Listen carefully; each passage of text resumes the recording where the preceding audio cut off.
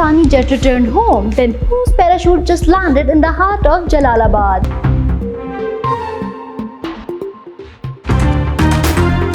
Hi, I'm Aman Khalid and welcome to Pakistan Connect News Bulletin at 4 p.m. 4-5 Afghan Taliban killed, 2 posts destroyed in Shakhsiyat sector.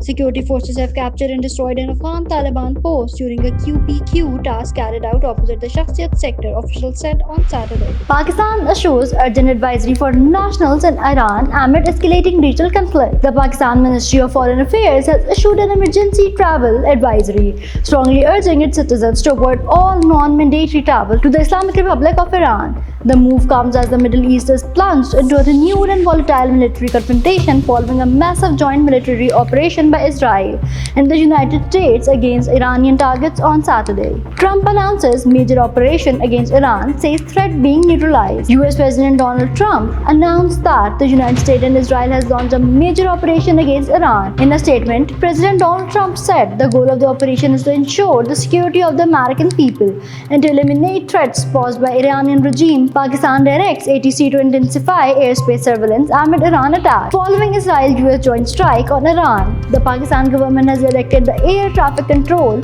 to closely monitor the country's airspace. According to sources, Pakistani airlines have been advised to avoid using Iranian airspace.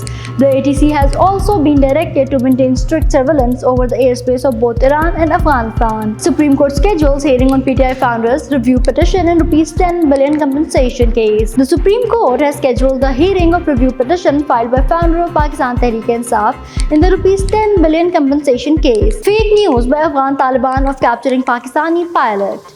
The Afghan Taliban have claimed that they have shot down a Pakistan aircraft in Nangarhar. Stay connected to Pakistan Connect for more updates.